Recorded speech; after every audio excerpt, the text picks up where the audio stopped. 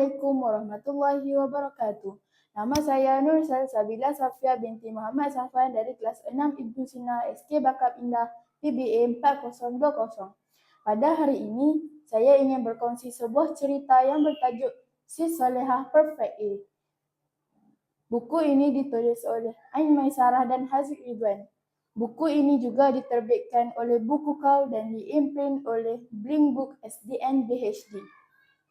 Buku ini juga diedarkan oleh Blink Trading SDN BHD dan dicetak oleh Firdaus Press SDN BHD. Buku yang setebal 116 muka surat ini diterbitkan pada tahun 2021. Itu adalah pengenalan tentang buku ini. Ayo saya ceritakan tentang sinopsis buku ini. Nik Janah, pelajar yang baru berpindah ke Ma'had Tafiz Integrasi Al-Shifa.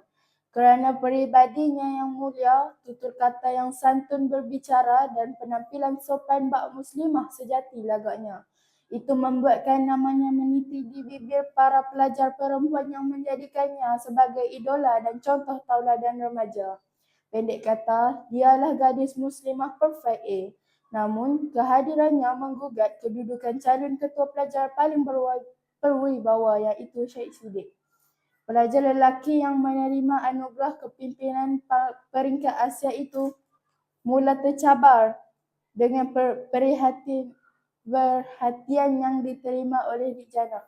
Sampaikan Tuan Pengetua yang memberikan sokongan penuh kepada itu mula berpaling tadah dan memberikan sokongan kepada Nik Janah.